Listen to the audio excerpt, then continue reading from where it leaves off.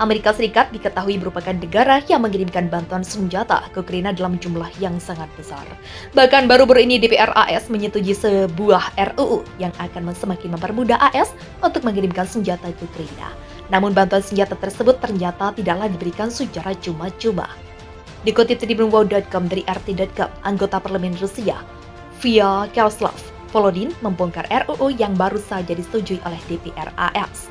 RUU tersebut diketahui bernama Undang-Undang Pinjam Sewa Pertahanan Demokrasi Ukraina.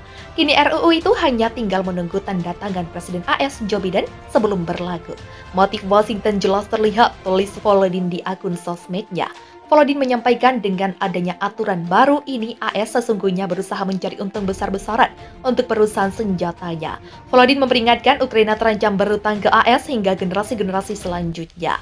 Zelensky memimpin negara ke dalam lubang utang, kata Volodin. Program baru ini ternyata pernah diadopsi oleh pemerintah AS pada era Perang Dunia Kedua dulu. Pada saat itu, AS mengirimkan bantuan militer ke pihak yang berperang, namun aturan baru ini disetujui 17 anggota Senat oleh 10 anggota Senat.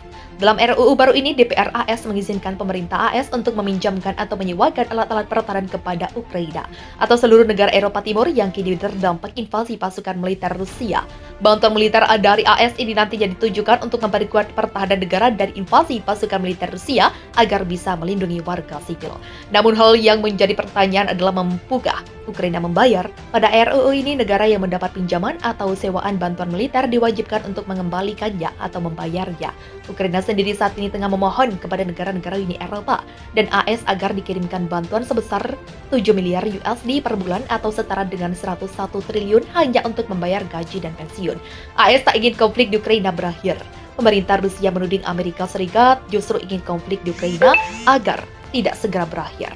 Tudingan ini disampaikan oleh Duta Besar Rusia untuk AS, Anatoly Antonov, Senin 25 April. Antonov menyebut segala cara saat ini tengah dilakukan oleh AS agar konflik di Ukraina terus berjalan. Satu di antaranya adalah mengirimkan bantuan senjata dalam skala yang besar. Dikutip dari bloomberg.com, dari tas.com, Antonov mengatakan, AS ingin Ukraina memerangi Rusia hingga titik darah penghabisan. AS ingin memelihara ketidakstabilan di Eropa, ujar Antonov. Antonov menyampaikan saat ini AS mengajak agar negara-negara barat bergabung bersamanya untuk mempertahankan posisi AS di arena global. Rusia juga menyebut AS terus-terusan mengungkit bagaimana konflik di Ukraina adalah sebuah ancaman nyata bagi AS. Menurut Rusia, cara tersebut dilakukan AS agar masalah-masalah domestik mulai dari politik hingga ekonomi tidak disorot oleh publik. Antonov mengatakan Rusia tetap akan bertahan meskipun digempur oleh AS. Ia menjelaskan bahwa tujuan operasi militer spesial yang dilakukan oleh Rusia bukanlah untuk memusuhi Ukraina, melainkan melindungi rakyat di Republik Donetsk dan Lugansk. Kemudian Rusia juga ingin menghilangkan ancaman dari Ukraina melalui demilitarisasi dan denasifikasi. Pemerintah AS juga telah mengakui pihak ingin kekuatan Rusia terus melemah seiring berjalannya konflik di Ukraina. Pengakuan ini disampaikan langsung oleh Menteri Pertahanan AS, Lloyd Austin, seusai mengunjungi Presiden Ukraina Volodymyr Zelensky bersama Sekretaris Negara AS Antony Blinken pada Senin 25 April. Lloyd mengatakan AS siap menggelontorkan uang ekstra sebesar 713 juta USD atau sekitar 10 triliun untuk mengirimkan bantuan senjata ke Ukraina dan negara-negara Eropa lainnya. Dikutip dari bloomberg.com dari bbc.com. Pernyataan ini disampaikan ketika Lloyd menghadiri konferensi pers di Polandia. Menurut pernyataan yang disampaikan oleh Lloyd, alasan AS ingin melemahkan Rusia adalah supaya Rusia tidak mengulangi invasi yang sama ke negara lain. Lloyd meyakini Ukraina masih dapat memenangkan perang ini dengan bantuan dari berbagai pihak. Koresponden diplomatik BBC, James Landale, melihat pernyataan dari Lloyd sebagai statement yang kuat dari pemerintahan AS. Sementara itu, Rusia memberikan tanggapan keras terhadap bantuan militer yang dikirim Amerika Serikat ke Ukraina. Apalagi mengetahui bahwa paket dari Presiden AS Joe Biden itu bernilai hingga 800 juta USD atau sekitar 11 triliun. Bantuan tersebut dibahas secara resmi oleh Sekretaris Negara AS Antony Blinken dan Menteri Pertahanan AS Lloyd Austin yang datang ke Kiev. Duta Besar Rusia untuk AS Anatoly Antonov mengaku telah mengirim catatan khusus pada pihak Washington. Ia menyinggung jumlah bantuan militer yang telah diumumkan Joe Biden untuk Ukraina.